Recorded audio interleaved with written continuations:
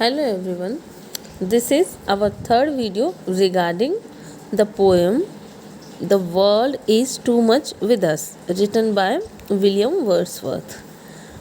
इससे पहले हमने फर्स्ट और सेकंड वीडियो में पढ़ा line to line explanation.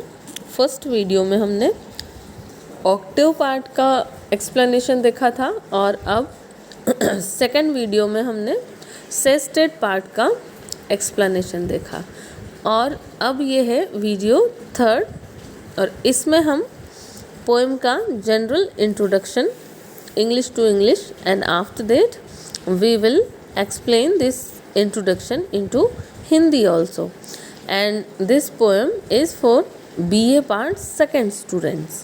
Okay, this is the sonnet written by William Wordsworth, namely the world is too much with us. As we say, the poem is one of the famous sonnet of William Wordsworth. ये जो sonnet है The World is Too Much With Us is a sonnet by William Wordsworth published in 1807. Is one of the central figures of the English Romantic movement. अब देखो English romantic movement क्या है।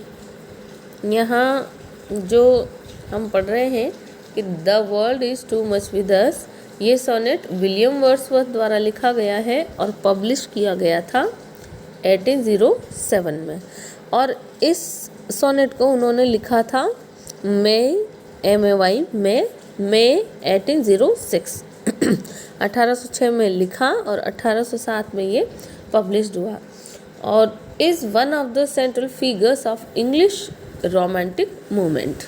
Means William Wordsworth romantic movement को belong करते थे।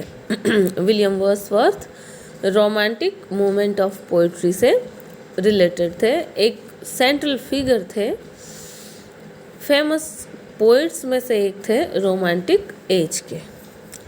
The poem laments the withering connection between human kind and nature. देखो यहाँ सबसे मेन थीम यही है कि पोएम के अंदर हमें क्या दिख रहा है, लेमेंट्स। लेमेंट मतलब यहाँ पोइट शोक मनाता है, दुख व्यक्त करता है, किस पर? Withering connection between human kind and nature, मतलब नेचर और आदमी के बीच का जो एक मीन्स खराब हुआ सा जो कनेक्शन है, एकदम बिगड़ सा गया है कनेक्शन, उसके ऊपर लेमेंट करते हैं।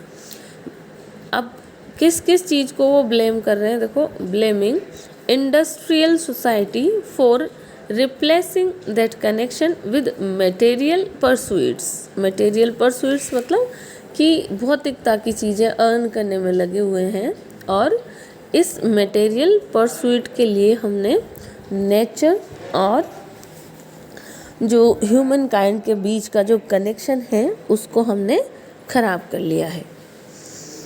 आगे वर्ड्सवर्थ कहते हैं, Wordsworth wrote the poem during the first industrial revolution, a period of technological and mechanical innovation spanning the mid 18th to the early 19th century that thoroughly transformed British life। और ये कब की बात है? जब first industrial revolution हुआ, औद्योगिक क्रांति जो ब्रिटिश में जब फर्स्ट औद्योगिक क्रांति हुई तो उस समय की ये बात है कि किस तरीके से लोग जो हैं वो मीन्स 18 से 19वीं शताब्दी के बीच की वो बात है। 18 से 19th सेंचुरी के बीच का वो पीरियड जब पहली औद्योगिक क्रांति आई और लोग जो हैं किस तरीके से अर्निंग एंड स्पेंडिंग में लग गए। They did not pay attention towards the nature, towards the beauty of nature. They continuously engaging in earning money and spending money. तो इस तरीके की सिचुएशन उस समय थी जब विलियम वर्ड्सवर्थ ने ये पोएम लिखी उसके कंटेम्प्रेरी एज में।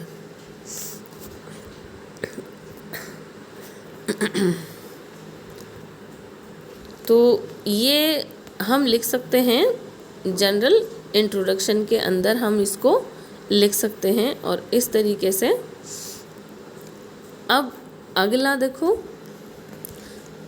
इंट्रोडक्शन अगर पूरी पोएम का हम लिखेंगे फिर तो नेक्स्ट इस तरह से लिखेंगे, the poem first presents loss in the economic sense implicitly blaming urban life for the change in people's relationship with nature। सबसे मेन जो थीम क्या है इस पोएम का कि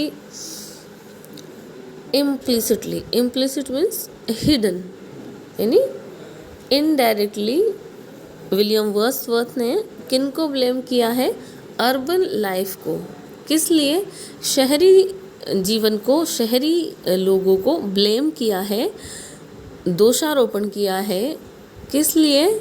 change in people's relationship with nature, कि लोगों का जो नेचर के प्रति रिलेशनशिप है वो बिगड़ गया है, उसमें चेंज आ गया है। और इसलिए इस पोएम में विलियम वर्ड्सवर्थ ने अर्बन लाइफ को इनडायरेक्टली ब्लेम किया है, because the urban world has too much control over our lives. We are always late and soon or getting and spending। जैसा वो हमें पोएम के ऑक्टेव पार्ट में नज़र आता है। जब ऑक्टेव पार्ट्स में ये लाइंस आती है तो किस तरीके से यहाँ पे पोइट कहना चाहता है अर्बन लाइफ के बारे में, because the urban world has too much control. देखो, टू मच, ठीक, too much control over our lives, मतलब किस तरीके से ये अर्बन वर्ल्ड जो है, ये मटेरियलिस्टिक वर्ल्ड है, वो हमारे लाइव्स के ऊपर हावी हो गया है। टू मच मतलब बहुत ज़्यादा, सभी लोग एक तरफ से, पूरा वर्ल्ड टू मच एक साथ लगा हुआ है, एक साथ भौतिकता की दौड़ में लगा हुआ है। And we are always late and soon और गेटिंग एंड स्पेंडिंग। देखो, लेट एंड सून मतलब मैंने पहले आपको बताया था, लेट एंड सून का मतलब ऑल द आवर्स, यानी पूरे टाइम। सब लोग लेट एंड सून यानी पूरे टाइम किस में लगे हुए हैं, getting and spending, money earn करने में और स्पेंडिंग करने में ही लगे हुए हैं। They did not take any attention towards the nature, towards the beauty of nature।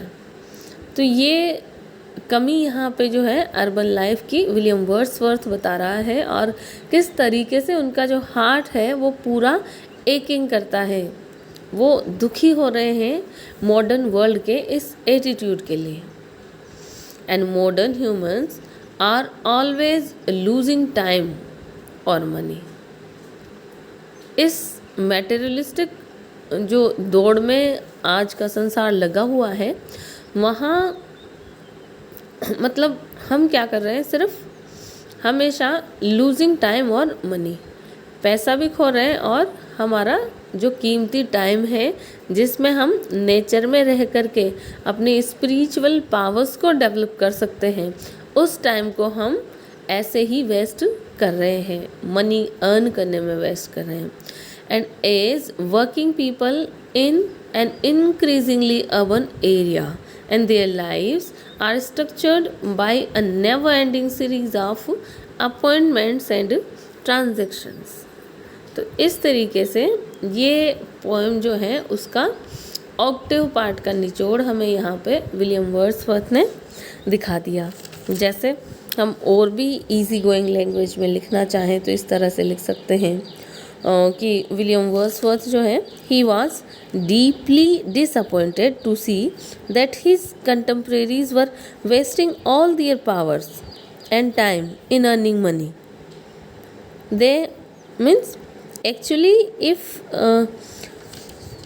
We see the all people had great power of spiritual evolution, all the people have the great power of spiritual development, spiritual evolution and development of the soul, but they wasted all the powers in acquiring wealth and spending it in the wasteful pleasures. So, in earning money and spending it in and out of the season, they wasted all their powers. Means in the process of earning and spending money, they क्या कर रहे हैं वो, they wasted all their powers. Which type of powers? We have some kind of special spiritual power, and we wasted our powers in getting money and spending it. So they don't find time to appreciate the beauty of nature. They did not claim any kinship with nature. Kinship मतलब एक गहरा संबंध, एक harmony जो nature और human के बीच होनी चाहिए, वो हमने खो दी है, और कहीं ना कहीं इसका नुकसान जो है हमें भुगतना पड़ेगा. तो इस तरीके से ये फर्स्ट ऑक्टेव पार्ट में इकोनॉमिक लॉस जो है विलियम वर्ड्सवर्थ बता रहे हैं कि हम खुद तो ये सोच रहे हैं कि हमने बहुत कुछ अचीव कर लिया है और हम तो इतना कुछ अचीव किए हुए हैं, लेकिन एक्चुअली आपने बहुत कुछ खो दिया है. इस मटेरियलिस्टिक मनी अर्निंग करने में आपने जो आपकी स्पिरिचुअल पावर्स थी, जो पावर्स ऑफ योर सोल है, वो आपने वेस्ट कर दी है. तो इस तरीके से यहाँ पे विलियम वर्ड्सवर्थ ऑक्टेव पार्ट में हमें ये बताना चाहता है. अब नेक्स्ट अगर हम लें तो यहाँ देखिए, in its final lines the poem describes a cultural loss. मतलब ऑक्टेव पार्ट में तो विलियम वर्ड्सवर्थ ने क्या बताया, इकोनॉमिक लॉस. इकोनॉमिक लॉस कैसे कि आप खुद पैसा कमाने में लगे हैं और ऐसा सोच रहे हैं कि मैंने इतना कमा लिया और इतनी इतनी चीज़ें मैंने खरीद ली, लेकिन वास्तव में आप इकोनॉमिक लॉस से ही गुजर रहे हैं. आपने बेवजह बेफिजूल इन चीज़ों को अर्न करने के लिए अपना टाइम वेस्ट किया है और अपनी स्पिरिचुअल पावर्स भी वेस्ट की हैं. तो फर्स्ट ऑक्टेव पार्ट में वर्ड्सवर्थ इकोनॉमिक लॉस के बारे में बताते हैं, एंड लास्ट जो सेकंड सेस्टेड पार्ट है उसमें विलियम वर्ड्सवर्थ हमें कल्चरल लॉस के बारे में बताते हैं कि कैसे हमने हमारे सांस्कृतिक मूल्यों को भी खो दिया है, हमारी कल्चरल वैल्यूज़ को भी हम खो चुके हैं. देखो, एंड कल्चरल लॉस के बारे में हमें बताते हैं. And it's tone of resignation suggests the loss of permanent, and the speaker invokes Greek paganism. और वो क्या सेस्टेड पार्ट में क्या बोलते हैं कि he want to be a pagan. वो खुद पैगन बनना चाहता है. पैगन मतलब वो धर्म को पुराना जो क्रिश्चियनिटी से भी पहले जो ग्रीस और रोम में जो धर्म प्रचलित था, पैगनिज्म, जिसके अंतर्गत उनका मानना था पीपल का कि प्रकृति के हर ऑब्जेक्ट में एक डेटी, एक देवता का निवास है, और उन विभिन्न ऑब्जेक्ट्स के विभिन्न देवताओं को मानने वाले जो हैं नेचर के पुजारी, वो पैगन कहलाते थे. तो यहाँ पे विलियम वर्ड्सवर्थ ने सेस्टेट में हमें ये बताया कि हमने कैसे अपनी कल्चरल वैल्यूज़ को खो दिया है. जो पैगनिज्म था, जो क्रिश्चियनिटी के से इस बात के लिए बहुत अच्छा था कि पैगनिज्म नेचर के क्लोज था, क्लोज टू दी नेचर था, लेकिन हमने उस धर्म को ही छोड़ दिया. हमने हमारी उन कल्चरल वैल्यूज़ को छोड़ दिया है जो कि हमें नेचर के करीब लेके जाती थी. तो इस तरीके से सेस्टेड पार्ट में विलियम वर्ड्सवर्थ ने कल्चरल लॉस के बारे में बताया और ऑक्टेव पार्ट में इकोनॉमिक लॉस के बारे में बताया. And introducing a version of society in which nature played a larger role in human life but the pagan tradition is a creed out own मतलब आउट ऑफ फैशन, यानी कि हमने उस पैगनिज्म को, उस धर्म को आउट ऑन कर दिया मतलब भुला दिया। वो धर्म आधुनिकता की इस दौड़ में हम क्रिश्चियनिटी जब से आई और इंडस्ट्रियल रिवोल्यूशन आया तो हमने हमारे सभी कल्चरल वैल्यूज़ को भुला दिया और हम मैटेरियलिस्टिक लाइफ जो है वो जीने लगे। तो यहाँ पे विलियम वर्ड्सवर्थ ने यही कहा है कि किस तरीके से हमने वो क्रीड जो है, जो पैगनिज्म था, उसको आउट ओन कर दिया, मीन्स भुला दिया। It's a relic and no longer useful, यानी आउट ओन यानी ज़्यादा समय तक यूज़फुल उसको हमने नहीं रखा। Once the speaker acknowledges the uselessness of the past traditions and his or her wishes come across as more fanciful than serious। और आगे वर्ड्सवर्थ क्या कहते हैं, I would rather be a pagan and so might I do not represent what the speaker believes is possible but rather what he or she wishes were still possible। और जैसा हमने देखा कि विलियम वर्ड्सवर्थ किस तरीके से pagan बनना चाहते हैं, प्रकृति के पुजारी बनना चाहते हैं, और आज भी, आज के एज में भी अगर हम the world is too much with us इस सोनेट को पढ़ते हैं और आज के परिप्रेक्ष्य में देखते हैं तो ये सोनेट उतना ही खरा उतरता है जितना 1807 में था और आज 2021 में भी है। तो here it's an appeal of William Wordsworth to the all people that please be the worshipper of nature only. Pay attention towards nature. If you pay attention towards nature, nature will nurture you. Otherwise, nature also can destroy the all human being also. तो इस तरीके से William Wordsworth की appeal है कि nature, प्रकृति को आप ध्यान रखेंगे तो ही प्रकृति आपको नरिश करेगी, आपका ध्यान रखेगी। तो इस तरह से हम विलियम वर्ड्सवर्थ के इस सोनेट को एक्सप्लेनेशन लिख सकते हैं। जब क्वेश्चन एंड आंसर आए तब भी हम इसी तरीके से स्टार्ट कर सकते हैं। ये थी हमारी थर्ड वीडियो और मुझे उम्मीद है आप सबको समझ आया होगा। फिर भी अगर कोई डाउट है तो आप व्हाट्सएप ग्रुप में मुझे लिख सकते हैं, सीधे मेरे फ़ोन नंबर पे भी आप मुझे अपने डाउट्स लिख सकते हैं। मैं अपने वीडियोस में और इम्प्रूव करने की कोशिश करूँगी। एंड अगली 4th and 5th वीडियो में हम इस पोएम के क्वेश्चन एंड आंसर डिस्कस करेंगे। सो be with me in our upcoming and next video. Till then, bye, have a nice day and enjoy your studies.